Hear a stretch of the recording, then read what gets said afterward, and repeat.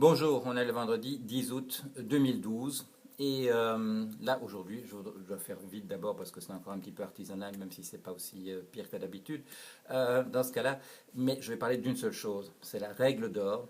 Hier en France, le Conseil constitutionnel a dit que il n'était pas nécessaire d'inscrire cette règle d'or au sein de la zone euro, de l'inscrire dans la Constitution. Ceci dit, on va vouloir en faire quelque chose, le gouvernement, M. Hérault, va vouloir en faire quelque chose, une loi organique ou autre chose, pour voter, pour faire passer cette règle. Alors, je l'ai déjà dit dans une chronique du Monde qui était en date, si j'ai bon souvenir, du 9 et du 10 janvier de cette année-ci, 2012. J'ai appelé ça la règle d'or, une blague de potache.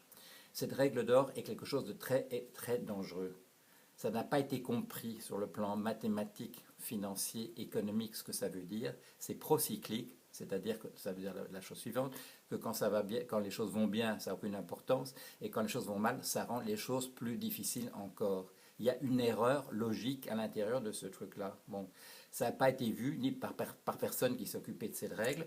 Ça a été voté, on vote ça avec enthousiasme sans se demander comment ça marche. On compare les dépenses au produit intérieur brut. Il ne faudrait pas comparer les dépenses au produit intérieur brut. C'est comme comparer des pommes ou des poires. Et des poires, c'est encore pire que ça en réalité. Il ne faut pas faire ça. Il faut comparer les dépenses aux recettes, aux rentrées, à l'argent qui rentre. Ça paraît évident. Personne n'y pense. On compare ça au produit intérieur brut. Le résultat, c'est que cette équation est complètement déséquilibrée et aggrave les choses. C'est pas la première fois. C'est pas la première fois. Les règles prudentielles, le Bâle, etc. aggravent les choses. Les notations des agences de notation aggravent les choses quand les choses vont mal, etc. C'est une vieille habitude.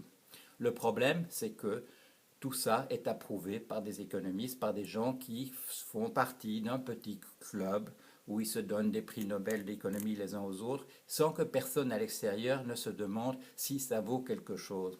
Il y a un livre qui est sous la direction de Christian Walter qui s'appelle les nouvelles normes financières. Il fait, lui, une analyse, par exemple, de la manière dont on s'est constitué, dont la science économique dans les années 50 à 80 s'est constituée comme un noyau. C'est à mourir de rire. C'est vraiment fait par des amateurs. C'est pas sérieux. C'est pas vraiment un modèle. C'est du n'importe quoi. Alors, c'est ça la difficulté. C'est ça la difficulté.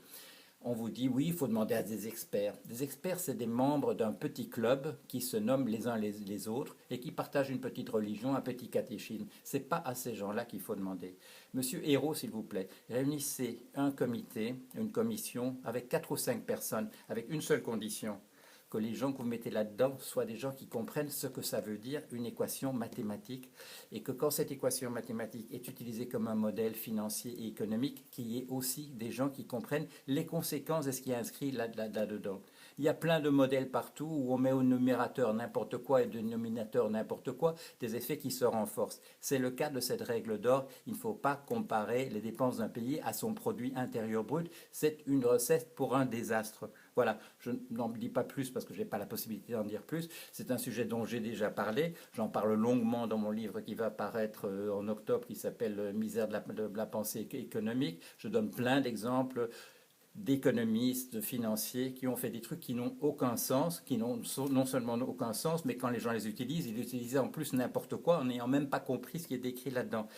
Il y a des cas, il y a des précédents. En économie, il y a énormément de précédents de gens qui ont fait n'importe quoi. Personne ne comprend rien à ce qui est écrit là-dedans. Et si on transforme ça en plus en des lois, on va vers la catastrophe. L'Allemagne a écrit ça dans sa constitution sans que personne apparemment se demande comment ça fonctionne. C'est une tragédie. Il ne faut pas répéter ça.